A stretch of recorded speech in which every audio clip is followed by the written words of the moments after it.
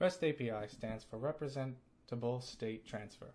It is an architectural style of networked systems. It is not a standard itself, but it does use a standard such as HTTP, URL, or XML. RESTful APIs follow 6 constraints: uniform interface, stateless, cacheable, client-server, layered system, and optionally code on demand. The uniform system is that all API calls use a standard HTTP request: get, post, put, and delete.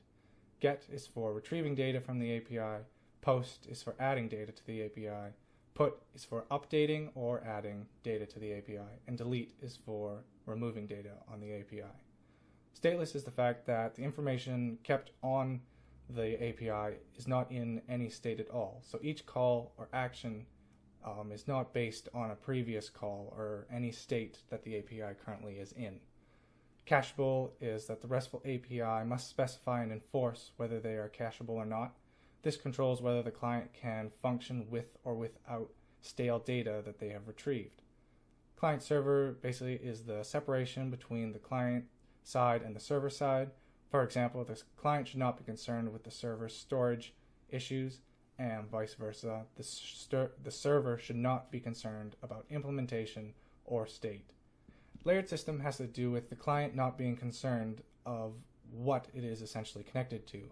The client can be connected to the end server that is representing the API, but it could also be only connected to a load balancer or a middleman server that's redirecting them to the actual API.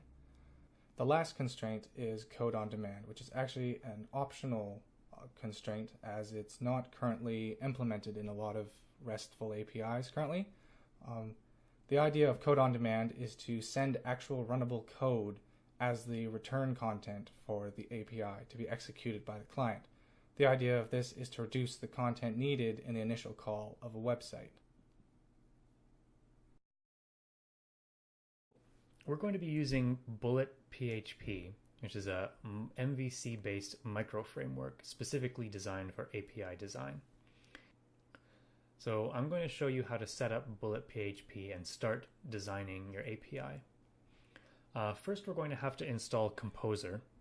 So you can go to getcomposer.org. Now I'm going to assume that you have at least PHP 5.3.2 installed. This is a Composer requirement. And also PHP 5.3.2 or newer requires Apache 2.4. So I'm assuming that you have all of that installed and set up. Now to install Composer, go ahead and select the download link. Now I'm using Windows, so I'm going to scroll down to the Windows installer and select composersetup.exe. It should download. And once the download is complete, go ahead and select it.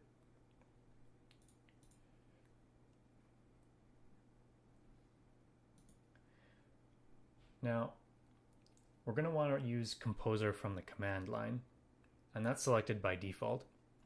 If you like, you can install shell menus, which allows you to use Composer commands from a right-click menu within Windows Explorer, but I'm not going to this time. It should automatically find your PHP path when it's installed, but if not, you can go ahead and browse to it.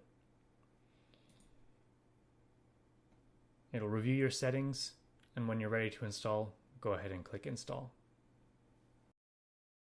Once you've installed Composer, you can go ahead and create a folder for your BulletPHP project.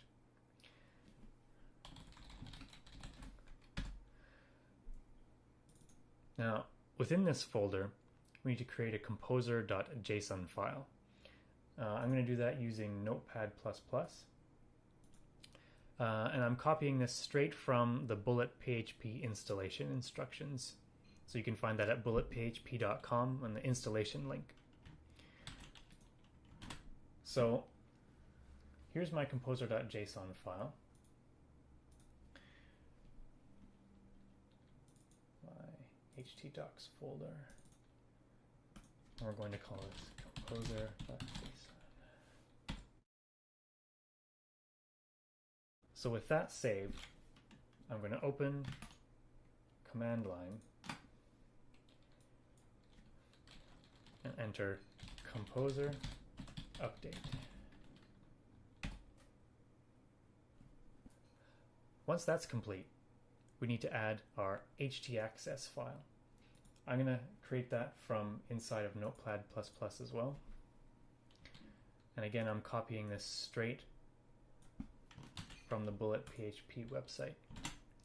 However, I noticed that the PHP file does not load correctly with the included rewrite rule. So I'm going to replace it with these two statements. Next, I'm going to create my index.php file.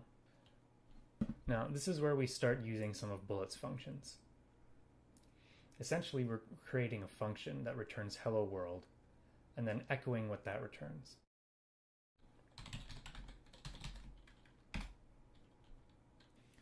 So now that we've added our necessary files to our BulletPHP project, we're going to want to edit our Apache configuration file, httpd.conf. We're going to add our project as a virtual host. So search for virtual hosts in your httpd.conf file, and you'll find this line. Make sure to uncomment the include line. It includes the httpd-vhost.conf file. Now, we're going to edit that one. It's under Apache conf extra.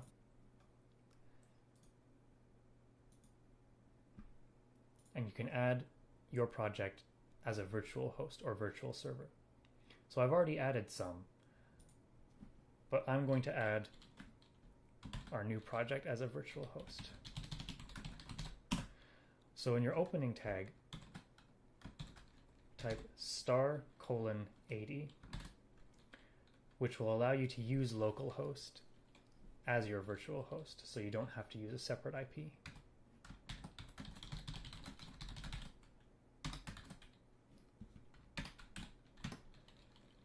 Now you want to add a server name. I'm going to call mine Bullet, and a server path, the same. And then we're going to add our document root.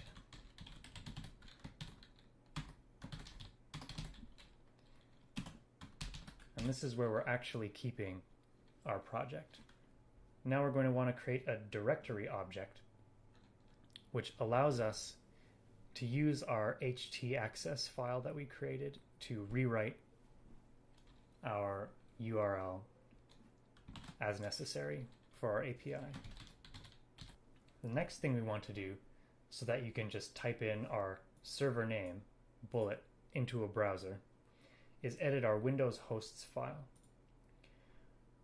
So you can find that under Windows, System32, drivers, etc. And here's the file hosts. We're going to edit that and add our localhost IP and the name of our server, Bullet. So save that, restart your Apache service, and once that's complete, you should be able to just navigate to your server name, and there you go. It says hello world, just like we wrote in our function. Alright, so this is going to be a quick demonstration of using the BulletPHP framework to create an API. I've added in here a names path along with a get and post function for our test purposes here. For our get function, we are using a text file to act as our database in this situation. Basically, what the get function is doing is searching through our database text file and trying to find matches to parameters that are passed through the URL. In the post function does basically the opposite, where it is taking the data given in the URL and adds it to the text file. So first I'm going to demonstrate here just the post function. I'm going to assume you have curl already installed. You can carry it out such as this. So basically the command here is curl, I is just to be verbose, an X to specify that we are posting to this location, which from the setup you'll know is in localhost, BulletPHP, and then names, which is the path that we created here on the outside. And then we're going to change this name here. So let's add James Franco to our database. Enter, and it has now sent it and saved it to that text file. Now using the get function, we can actually load it in the browser. If we go to the same location in our names route that we've created, we can now tell it that we're going to pass it a parameter. A slug is the keyword used by BulletPHP to represent string inputs. For if you wanted to do numerical inputs, you would use int. But for our case, we're going to stick with strings since we put in a string data. So if we now search our get,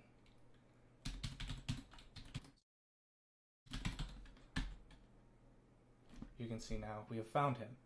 Now we can also, because the search function is just matching words, say I only know his first name, and we still get. Now I've added some other values in here as well. So if I do a more general search, say only looking for N, we can see, including James Franco, a whole bunch of other users in the file. And that is basically the functioning of this simple API.